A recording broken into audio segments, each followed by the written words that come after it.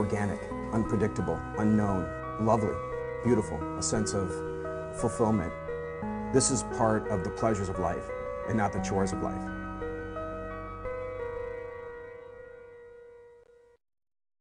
Coming up on Daily Iowan TV, we'll catch up with the Occupy protesters moving out of their campsite at College Green Park. Plus, what kept legislators from voting on 2 gun bills at the State House today. And in sports, we take another look at a former All-American Philip Ketty as he prepares to earn himself a spot on the USA wrestling team. That's all coming your way next. Daily Iowan TV starts now. From Studio 151, your television news, sports, and weather source for the Daily Iowan, this is Daily Iowan TV.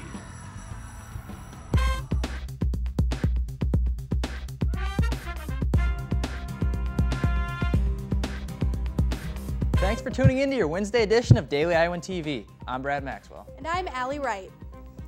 Occupy Iowa City protesters will no longer reside in College Green Park after Iowa City officials have put a March 1st deadline on their stay. Daily Iowan TV's Josh Bolander takes a deeper look into the movement. It started in a park, in a community of tents, a group open to men and women, an occupation. It was a worldwide phenomenon, from international economic giants like London to the windy college town parks of Iowa City. Many like-minded people, using the protest as a means to make connections and to share a viewpoint. Starting on October 7th, dozens occupied College Park just off of Dodge Street. They battled the elements, the city, those who found their ideals to be non-conventional or petty, but still they stayed, through the fall, past the winter, and into the new year. With the movement came the press, IT professionals, yoga instructors, the homeless, fighting together for a cause, making innovations to make their endeavor work. Yet eventually the time caught up. Lawsuits fell through in Sacramento, and even economic hubs like London, to hundreds of protesters' dismay, came down. The city of Iowa City has ordered the tents and occupiers to be out of College Green Park by tomorrow, and while the tents may be gone, at least their memories will last.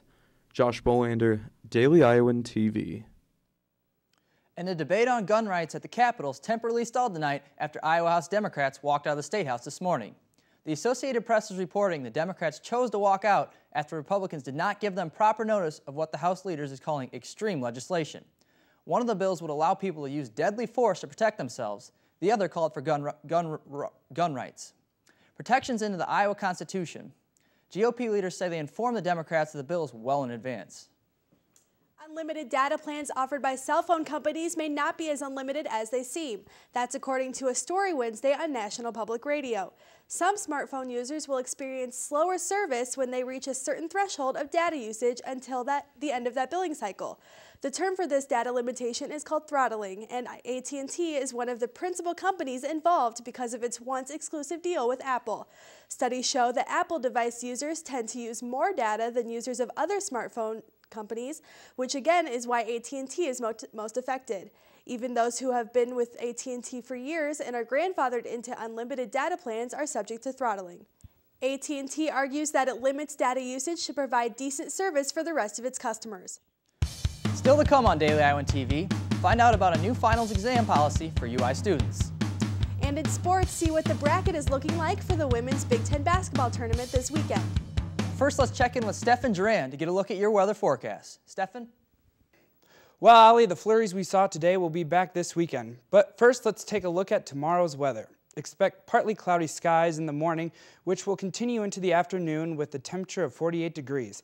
But it will cool down into the mid-30s going into the evening with a slight chance of rain. Going into the weekend, Friday will bring in more rain and some snow throughout the day. And then on Saturday, we'll start to see some flurries similar to what we had today. Now Sunday will start a stream of sunny weather, and it looks like spring is coming a bit early this year with 50 and 60 degrees on Monday and Tuesday. So you may need a light jacket during the day. But on Wednesday, carry an umbrella with you because there's a 20% chance of rain. So Ali, we are starting to get a glimpse of spring this upcoming spring break right around the corner. Back to you. Wednesday marked the deadline for attorneys general in Iowa as well as 4 other states to decide whether to oppose a class action settlement between Honda Motor Company and owners of its hybrid cars involving over-exaggerated claims of fuel efficiency. Some plaintiffs are reluctant to accept the settlement after a Los Angeles woman won nearly $10,000 in a small claims court early this month, compared to the couple $100 offered by the settlement. Finals week has now gotten a little less stressful for students here at the UI. Daily Iowan TV's Christina Targos took a look at the new finals schedule and how it will actually benefit students. About a week ago, UI students received their 2012 spring finals exam schedule in an unusual way. Through email, this is the first time the UI is using a new computerized system to schedule final exams. It's no secret that finals week is one of the most stressful weeks of the semester. However, it just got a little bit easier. It began with the UI student government bringing up the issues to the Office of the Provost to see what could be done about making finals week easier. Emails were sent out to UI students asking how difficult it was to take 3 finals on one day, and most everyone agreed that it needed to change. The new schedules were created by the UI Office of the Registrar using software called Unitime. It is a program that minimizes conflicts between exam times and also limits the amount of exams a student can have on a single day. Now students are only allowed to have 2 finals per day to ensure that they do the best they can, and no finals are scheduled after 5 p.m. on the Friday of finals week. The time between exams has also been changed from 15 minutes to a half hour to allow students to get to their next exam on time while still having time to mentally prepare themselves for their next test. This new system also makes it easier for students to schedule makeup exams because teachers are given a set list of everyone needing to do so. UISG President Elliot Higgins really felt strongly about this issue and took it upon himself to help this project. Where I came into the process was really talking about the concerns that students had. So we kind of zeroed in on some things that students didn't like about current finals policy. So now with all these new changes, finals week can be just a little bit less stressful. Christina Targos, Daily Iowan TV. The University of Iowa Museum of Art's mural by artist Jackson Pollock will be on display at the Des Moines Arts Center in coming months. A release from the UI News Service said the painting will be on display April 5th through July 15th. The move comes after the State Appropriations Committee tried to pass a bill forcing the UI to sell the piece to fund roughly $140 million in scholarships for art students last spring. That bill was later withdrawn. Another building on the University of Iowa has earned gold certification for being environmentally friendly. The Hygienic Laboratory is part of the UI Research Park located in Coralville and incorporates the safety requirements of the laboratory with environmental considerations. Much of the building was made from recycled materials, and an abundance of windows helps the building to utilize natural lighting. The Hygienic Laboratory is the 3rd building on the UI campus to receive gold level certification. The other gold level buildings on campus include the Beckwith Boathouse and the Sports Medicine Clinic. A ceremony to commemorate the upgrade to gold level certification will be held at the Hygienic Laboratory Tuesday, April 3rd, with tours beginning at 3:15. And now we'll take a look at some of the top headlines from around the world. At least 8 are dead and more than 100 have been injured as storms devastated parts of the central United States Wednesday. An EF4 tornado, the 2nd most powerful on the scale, was to blame for the 6 people who were killed in Harrisburg, Illinois. The storms are likely to move east into the mid-Atlantic region by Wednesday afternoon and night. And a search effort is underway after a U.S. Coast Guard helicopter crashed off the Alabama coast Tuesday night during a training mission. 4 people were on board and 1 person was recovered but later died. The other 3 passengers are still missing. The cause of the crash is under investigation. And about 70,000 students clashed with police on the streets of Barcelona to protest cuts in education spending in Spain. The protest, which was part of a national movement denouncing cuts in education spending, started out peacefully and ended with fires, looting, and several arrests. The reduction in education spending is one way Spain is trying to avoid a recession, as unemployment in Spain is at nearly 50% for those under the age of 25. And now let's go to Lauren Moss for your Hawkeye Sports Update. Last week, we reintroduced you to Philip Ketty, a 3-time All-American wrestler at the University of Iowa who has qualified for the Olympic trials taking place here in Iowa City, April 20th through the 22nd. This week, Daily Iowan TV Sports' Chelsea Byrne caught up with Ketty to take a closer look at a huge aspect of the sport of wrestling, meals. Wrestlers, pound for pound, work ethic for work ethic, is what we need really in the country. And if everybody could work as hard as wrestlers, we'd be in great shape. Jim Montanaro is a big wrestling fan. He also knows a thing or two about good eating.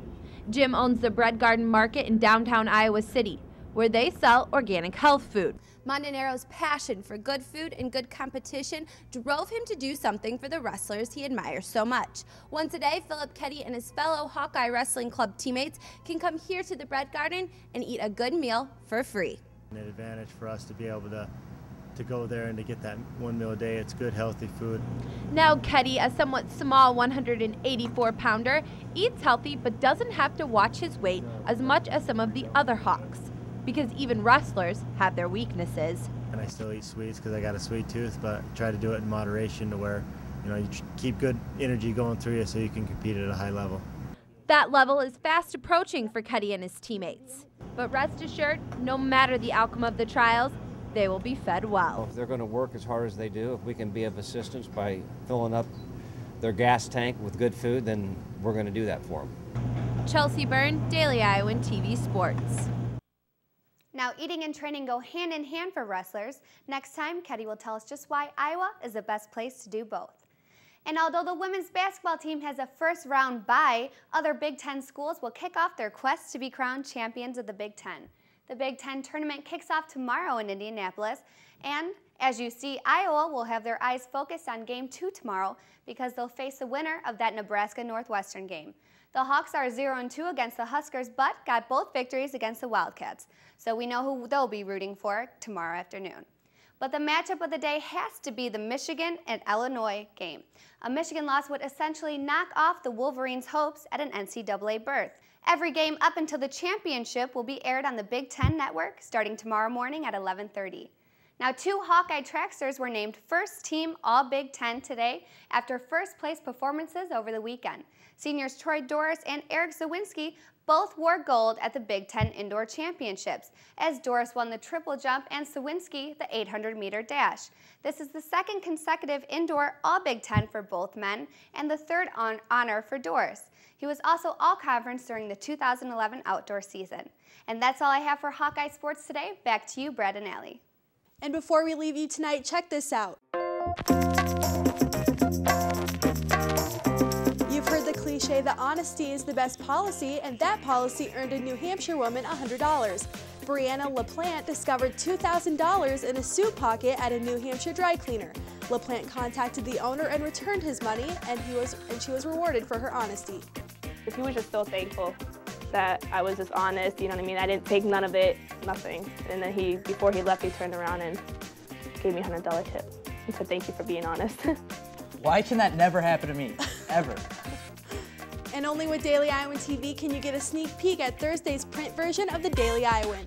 Read about how Iowa City's SMID organization differs from others by keeping their meetings closed to the public. Plus, how UIHC is revamping its food program to better serve patients. That's your latest edition of Daily Iowan TV. Be sure to check us out at the same time tomorrow or anytime at dailyiowan.com. Thanks for watching and have a great night.